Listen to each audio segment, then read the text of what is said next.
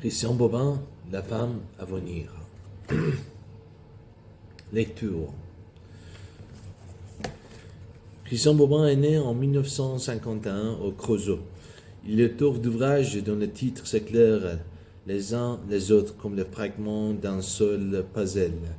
Entre autres, Une petite robe de fête, Souveraineté du vide, Éloge du rien, Le très bas, Le part manquante, Isabelle Bruges, L'inespéré, La plus convive, Autoportrait au radiateur, Gai, Tout le monde est occupé, La présence pure, Ressuscité, La lumière du monde et le Christ au coquelicot. Premier chapitre. Aux quatre coins du lit, 4 bouquets de pervenche. On est d'abord loin du livre, loin de la maison. On est d'abord loin de tout. On est dans la rue. On passe souvent par cette rue-là. La maison est immense, Les lumières y brûlent jour et nuit. On passe, on ne s'arrête pas.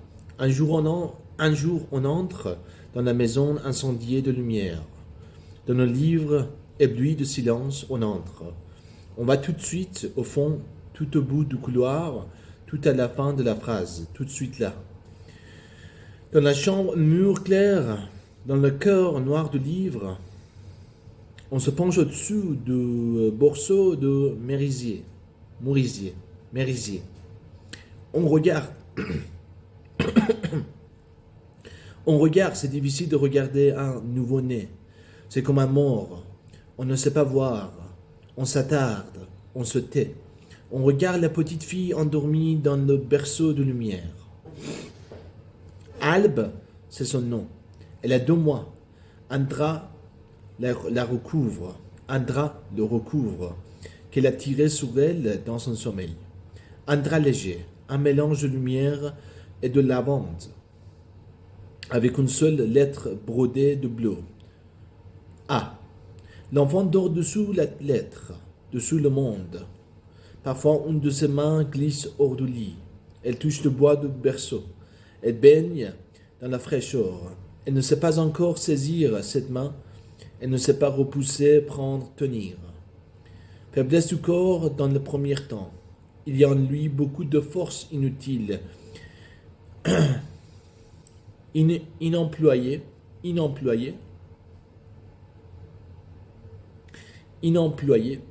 encombrante. La peau est sensible à l'inflexion des voix. C'est pas facile à lire. Hein. L'âme est comme un nerf à vif. Et puis, il y a ce désir d'un sommeil, sans cesse contrarié par une fièvre, par un rêve ou une faim. À 2 mois, Albe est comme tout le monde. Elle sait tout ce qu'il y a à savoir, que le sommeil est la seule paix, que le sommeil est impossible. Un peu de repos, un peu de souffrance, un peu de ciel, un peu d'enfer, et ainsi de suite.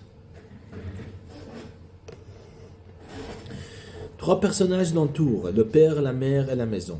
La maison d'abord, le rez-de-chaussée d'un immeuble vieillot.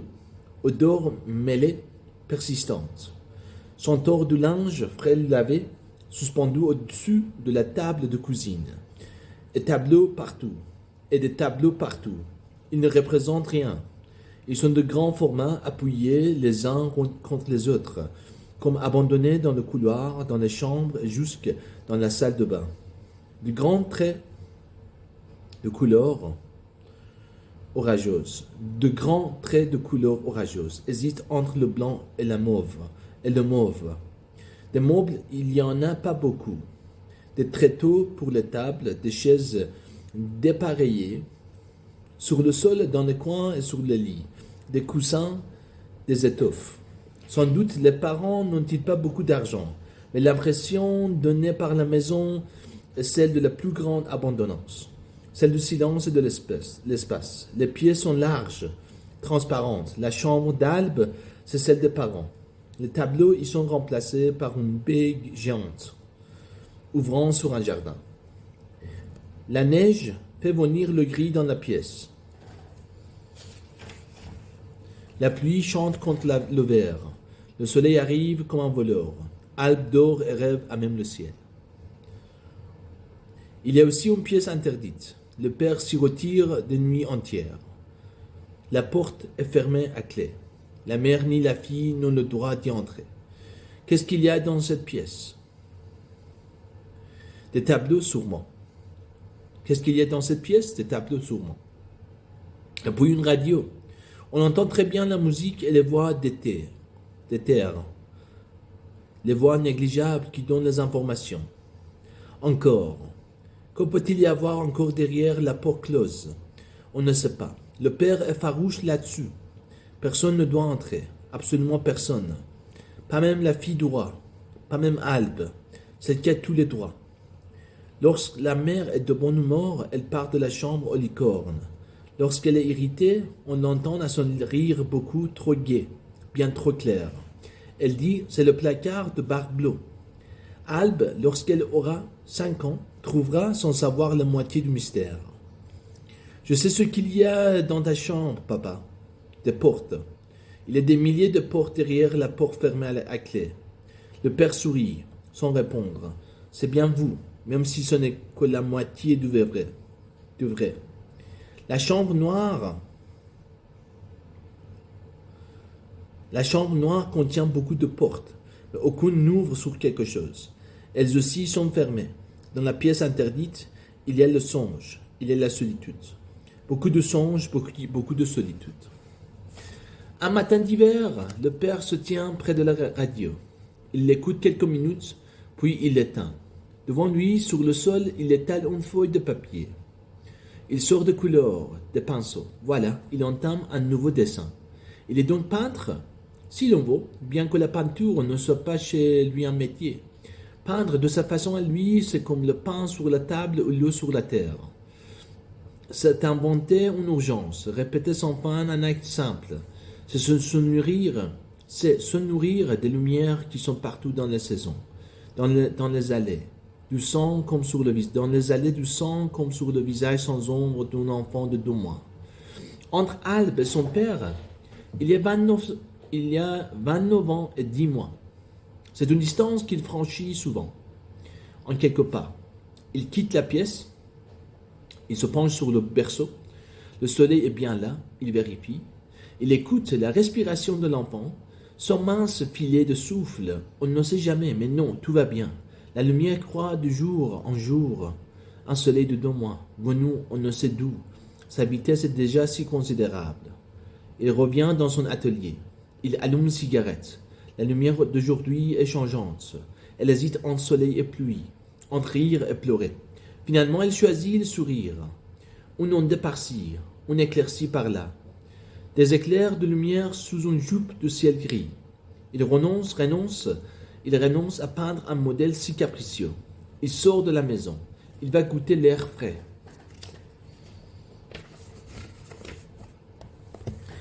Une exposition de tableaux a été organisée il y a quelques années à Lausanne. C'est suisse, je crois. 2 ou 3 peintures achetées.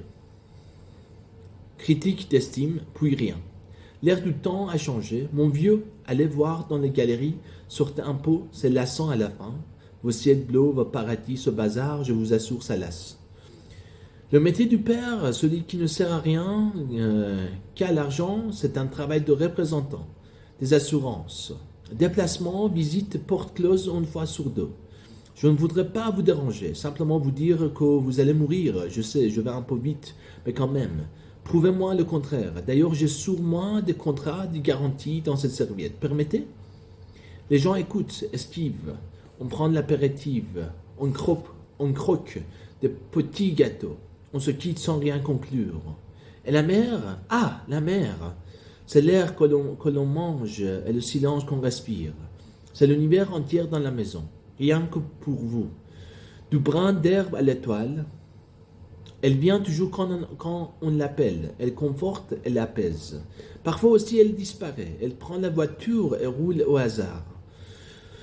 Un peu trop vite. Elle s'arrête avec le soir dans un hôtel. Elle demande une chambre à 2 lits. Sur le premier, elle étale ses vêtements en reconstituant la forme du corps. Sur le second, elle s'endort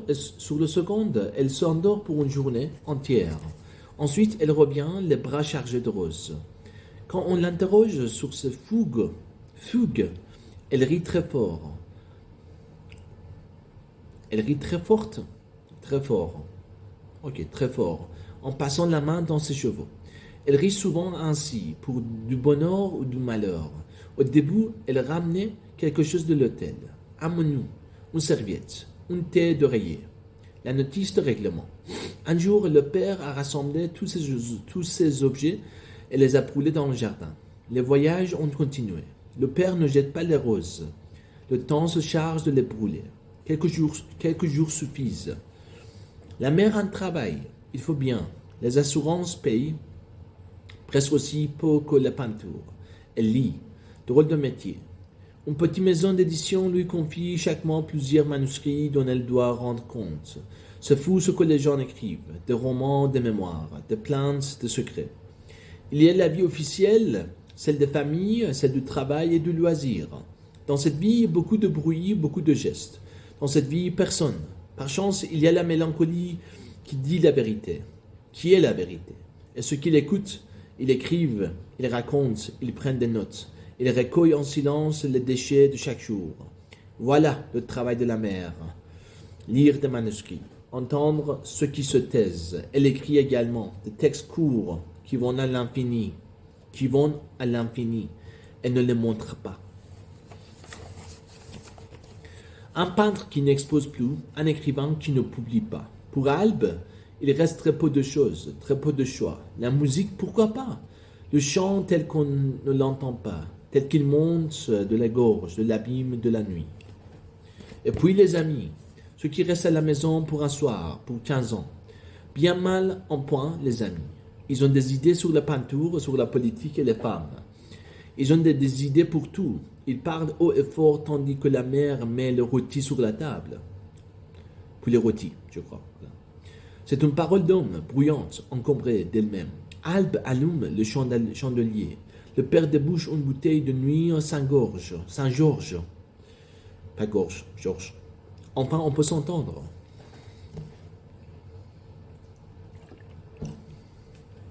Ils viennent là trouver le repas qui a manqué dans la journée. Ils viennent aussi pour la mère. Elle est très courtisée. Sa nonchalance inspire des sentiments éternels.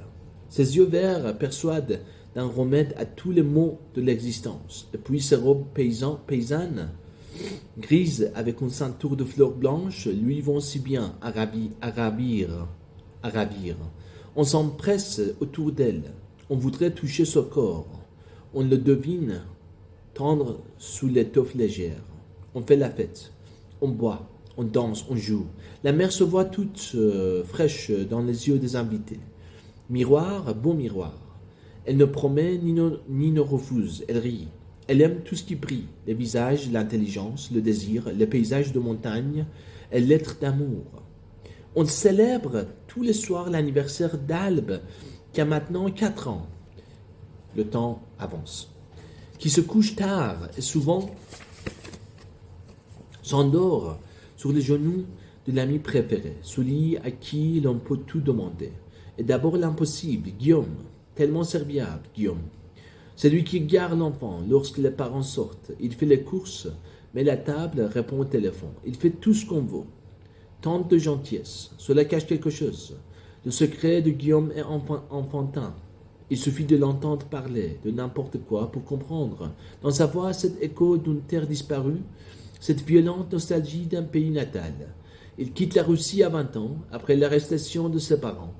Il pourrait certes rester, mais la période ne s'y prête pas. Tôt ou tard, il eût hérité du même châtiment. Et déjà à l'entrée de conservatoire, où il suit des études de violoncelle, lui interdite. L'enfant Guillaume a grandi dans un village miraculeusement préservé de tout. Les trains arrivent en retard, ou bien n'arrivent jamais. Les siestes sont infinies. La neige vient comme une bonne nouvelle. Elle aussi prend son temps, s'installe pour des mois. Quitter tout cela, c'est déserter son propre nom. Arrivé à Paris, il loue un piano, donne des leçons particulières de musique. Il laisse les images de neige revenir le soir. Il ne peut rien contre cela, contre l'aggravation de tout. Du temps passe. À 20 ans, on danse au centre du monde.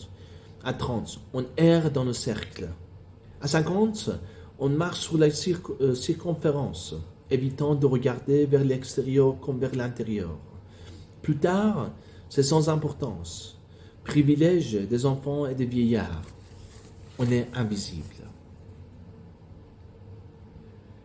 Guillaume a 43 ans. Il vit seul. Il ne redoute rien, sinon l'été, la saison funèbre. Les mères de ses élèves franchissent le seuil de sa petite maison, au bord de la Seine. Certaines restent un soir, d'autres une semaine, jamais plus. Jamais plus.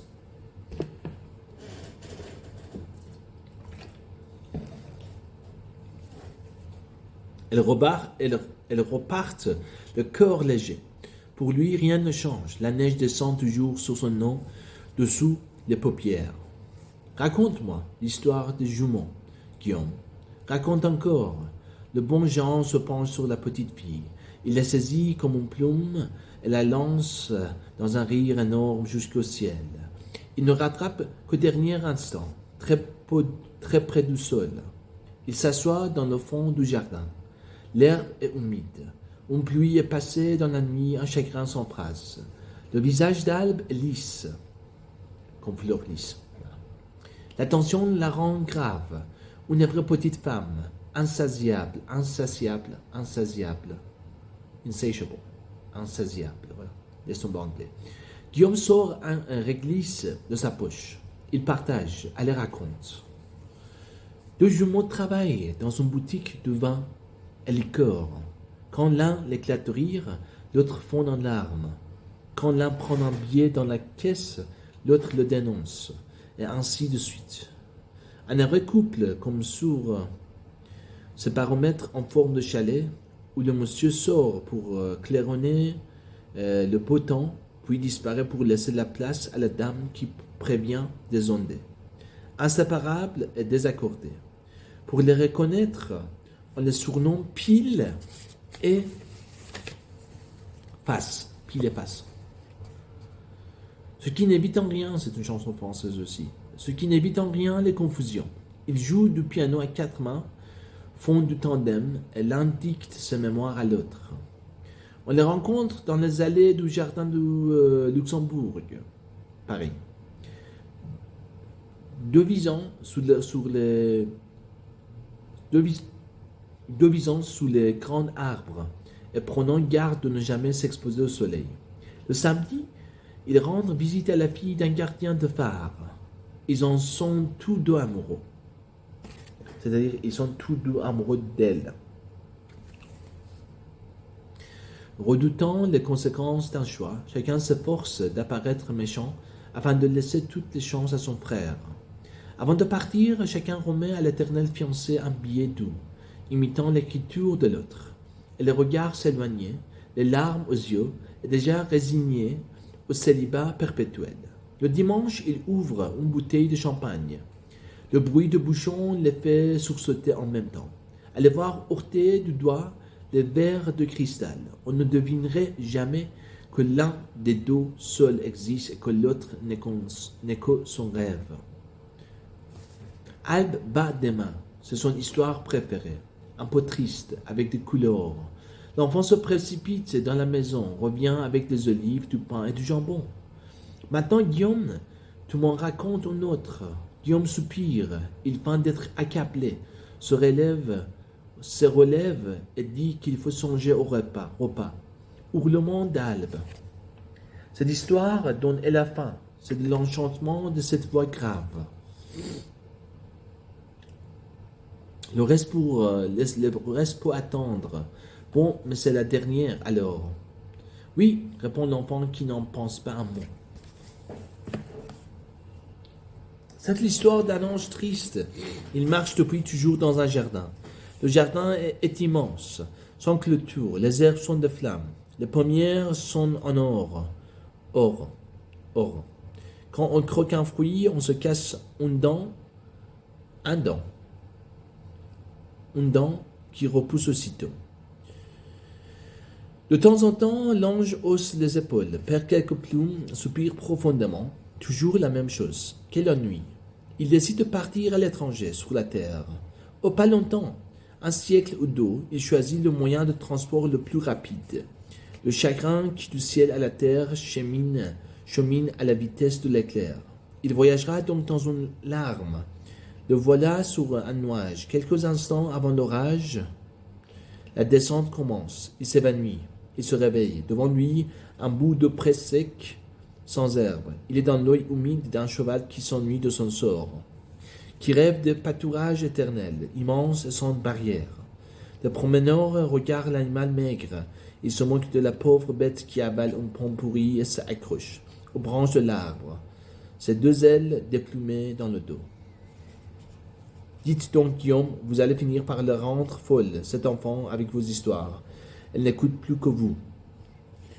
On va dans les squares, on va au cinéma, à la piscine, on va partout avec Guillaume. Ainsi filent les heures, les mois et les années. On reconnaît les visiteurs à l'ombre qu'ils font devant la porte vitrée. Les hommes disparaissent, d'autres les remplacent. Celle de Guillaume, toujours, revient. Albe ne sait plus s'en passer. Elle a 7 ans, elle lui téléphone tous les jours. Et une fois la nuit, pour lui dire un cauchemar. Tu partais, Guillaume. Tu partais si loin, je voulais t'écrire, mais la lettre brûlait. Elle mettait le feu à la maison. Un mois plus tard, Guillaume disparaît. Albe interroge les parents. Ils parlent de voyage. Ils parlent pour taire. Se taire, voilà. Tais-toi, voilà. Taire. T-A-I-R-E. Un mois plus tard, Guillaume disparaît. Albe interroge les parents. Ils parlent de voyage. Ils parlent pour taire. Un soir en été, Albe est derrière la porte. Elle écoute les parents, toujours ce problème du sommeil. Parfois, elle sort du lit, s'allonge dans le couloir, se serre contre le ray de lumière. On la trouve endormie là. Ce soir, le père a une mauvaise voix. Une voix méchante, rayeuse. La mère se tait. Les questions de Guillaume, un mot revient souvent. Albe ne le connaît pas, ce mot. Il n'est pas besoin de le connaître pour l'entendre. Suicide. La petite fille perd conscience. La mère la découvre une heure plus tard. Elle la porte dans sa chambre. C'est une chose fragile que la lumière du jour. On y grandit, on y marche, on y attend quelque chose. On ne sait trop quoi. Oui, mais voilà. Où trouver la force d'attendre quand le visage aimé est recouvert de terre? Toute lumière nous venait de ce visage. Maintenant, on n'y voit plus. Voilà. 17 pages.